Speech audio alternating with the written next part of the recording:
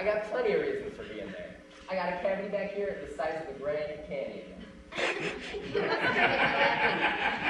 used to tell me I had the keenest sense of humor of any person she ever met.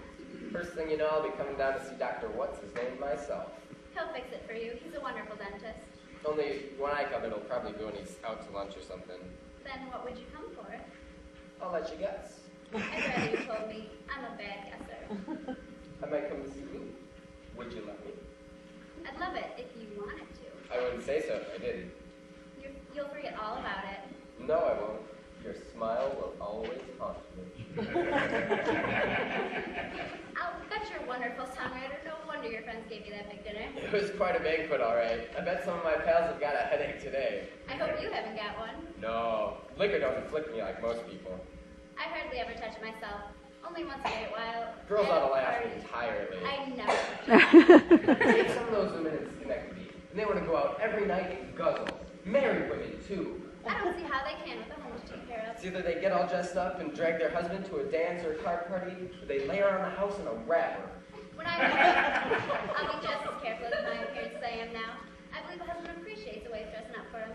If it ain't too expensive. The man I marry won't have any complaints. I make practically all my own clothes. Caroline, she's the girl I used to live with. She used to say I'd always look like I had just stepped out of a bandbox, even if we were only sitting in our room. We hardly ever went out evenings. Personally, I prefer to stay home and read, or else just sit and dream. But I always bathe and change my clothes, even if I'm only going to cook dinner. I think I'm going to take a room with a bathroom when I get into the hotel. Where are you going to stay? The Hotel Somerset. They got rooms with a bathroom right there in the room, so you never have to go out of the room. And it's real close to the music publishing houses and the Friars Club. Anywhere wants to go, I can walk. Except to Paul Sears' place. He probably lives in some swell apartment, or some country place in Great Neck or Jamaica. A successful man like he wouldn't live in Jamaica. Well, someplace. I don't know much about New York. I've only been there once before. With Carl Williams, the fellow that made the speech last night. It was the first time he'd been away from home in the evening since he was married. He's got a wife and baby now. Oh, I'm dying to have a baby. I didn't mean to say That's nothing against a woman to like babies. Carl's wife certainly likes hers. She made him a nice little home, too. He didn't have to buy hardly anything in the way of furniture. Her grandmother gave them a bedroom suit, and she bought some herself using money she saved while working at Burgers. She must be a good deal like myself. I could almost start housekeeping with the things I've got. I suppose I'm silly and old-fashioned, but I always thought a girl should bring her husband something besides herself.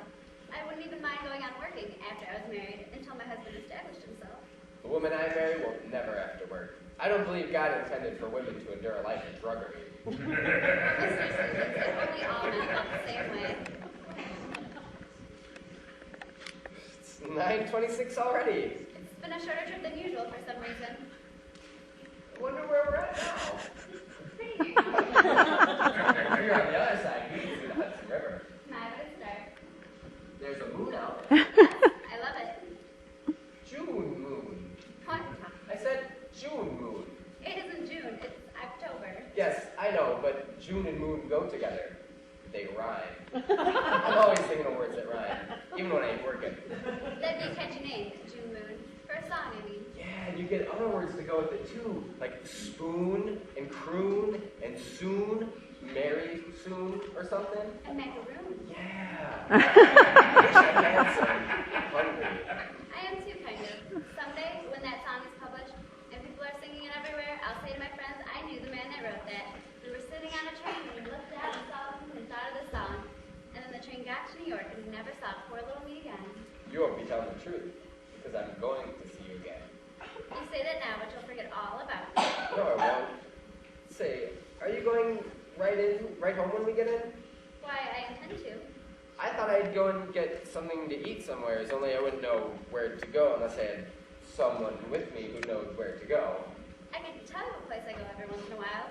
The Little Venice. Though most nights I stay home and cook my own dinner just because I love to cook. It'd be too late to cook tonight. I was wondering if you wouldn't go along with me to this place and maybe we could eat together.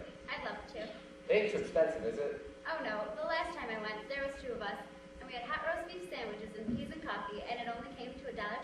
I guess we can each afford 60 cents.